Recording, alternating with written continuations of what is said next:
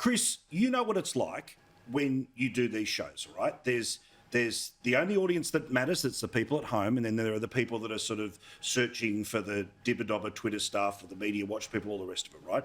So again, I don't care what role I will play in that panoply of things. This is a conversation with the real people that are watching right now. How big a national trauma is this? How should we handle it? How should we process it? Because again, there'll be those that will want it to go forever, but there'll be those that will say, completely look the other way. But give me an idea about where you put this in the history of our federation, because I know you're sober on these things, and it feels like it's going to be towards the front of the boat, not the back of the boat. Mate, there will be a lot of political heat and light that will be just partisan bickering and stuff, but this really concerns me. As you know, I used to have a senior role in government. I was Chief of Staff to the Foreign Minister of this country. I used to sit in on the National Security Committee of Cabinet. So I take these things very seriously, and I saw how they operated under a good cabinet government model in the John Howard years. I worked for Alexander Downer, and that's why this really worries me. This is an assault on cabinet government. Cabinet government is the system of government we have in this country which serves us well, where the Prime Minister is the first among equals. The Prime Minister is not a dictator. He's not a president.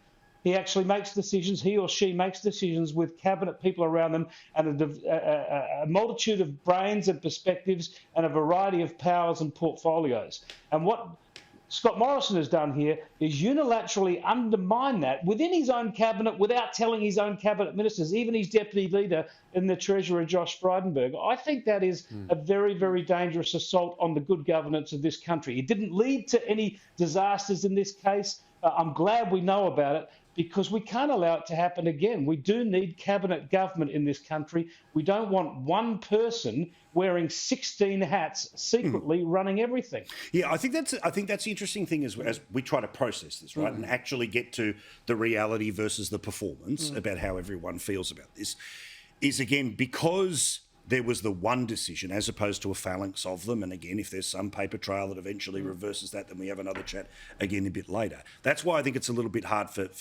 certainly the correspondence I'm getting from the people who are watching now about trying to match up the rage versus the reality. You'll never hear me. I'm absolutely laser focused on bread and butter issues. I talk about it all the time. My only focus is people who are poor, struggling to make ends meet. I don't care about all the woke stuff. I don't care about symbolic stuff. I nearly said a word other than stuff. But again, and there was no great trauma caused by this, but Chris is absolutely right. That's only because we dodged a bullet. It's like saying I drove 200k an hour through the Harbour Tunnel and I didn't kill anyone, so I should be able to do it. So what's the problem? There's no harm done.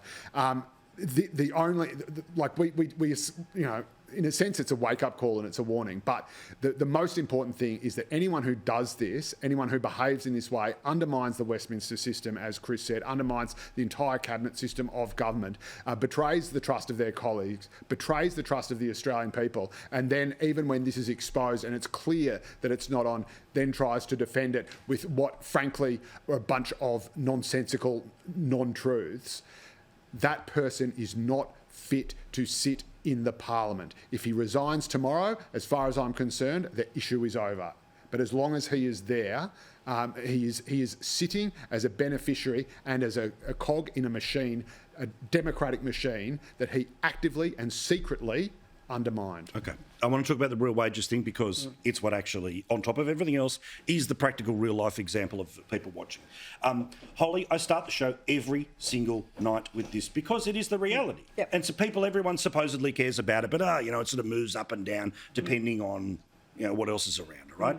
And I know it's boring to talk about the same thing all the time, but when we hear today that the dollar you earn can buy you 2011, not 2022, then there's something serious going on. Now, yes, there's a lot that's cyclical, but if everything was personal before, it's personal now. Yep. Yet the Prime Minister wasn't even asked about this today. Well, there's no interest in it because, they probably were a bit surprised he turned up because between being overseas and on holidays, we don't see him very often.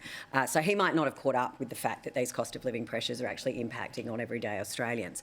And the reality is, when you look at things in the supermarket now, Used to be able to get a kilo of mince for $10. It's now 800 grams for $13. The lettuce, the tomato. Taco Tuesday just got very, very expensive for a lot of families. And these are the things that are really going to matter. We've just had how long talking about, yes, something that's really difficult for us to comprehend, constitutionally challenging, potentially undermining our Westminster cabinet system And again, of no government. party saying don't talk about it. When you're I'm just out in saying. southwest Sydney, or you're out in some of the regional areas, and you're literally saying, I cannot put enough petrol in the car to drive you to footy training and the game. It's one or the other or neither.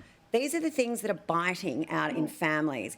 Energy bills. And if you don't think this 43% legislated emissions is not going to put more pressure on these energy power bills, going up and up and up, and all of those workers that, Labor purport to support, well, I can tell you in the Hunter Valley, most of them will be losing their jobs very, very soon.